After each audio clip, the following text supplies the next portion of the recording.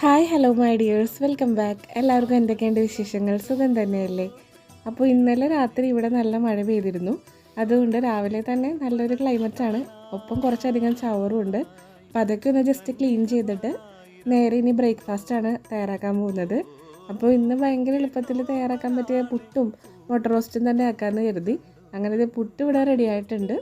പിന്നെ 2 സവാള അരിഞ്ഞതും 2-3 അല്ലി വെളുത്തുള്ളിയും കൂടി ചേർത്ത് വഴറ്റിയിട്ട് അതിലേക്ക് പുഴുങ്ങിയ മുട്ടയും തക്കാളിയുടെ പ്യൂരിയും കൂടി ചേർത്ത് കുക്ക് ചെയ്തെടുത്തിട്ടുണ്ടെങ്കിൽ മുട്ട റോസ്റ്റും റെഡി.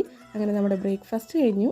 എന്നിട്ട് നമുക്ക് ഇന്നത്തെ നമ്മുടെ സ്പെഷ്യലായിട്ടുള്ള ചെമ്മീൻ വട തയ്യാറാക്കാം. അപ്പോൾ അതിനായിട്ട് ചെറുതായിട്ട് അരച്ചെടുത്തിട്ടുള്ള ചെമ്മീനിലേക്ക് സവാള, പച്ചമുളക്, വെളുത്തുള്ളി, ഇഞ്ചി, കറിവേപ്പില എന്നിവയുടെ പേസ്റ്റ് കൂടി ചേർത്ത് നല്ലപോലെ ഒന്ന് മിക്സ് ചെയ്തിട്ട് പിന്നെ കുറച്ച് മുളക് പൊടിയും കുരുമുളക് പൊടി ഉപ്പും കൂടി ചേർത്ത് ഇതേപോലെ ഒന്ന് പരത്തിയിട്ട് വെളിച്ചെണ്ണയിൽ 2 സൈഡൊന്ന് മുരിച്ചെടുത്തിട്ടുണ്ടെങ്കിൽ ചെമ്മീൻ വട റെഡി.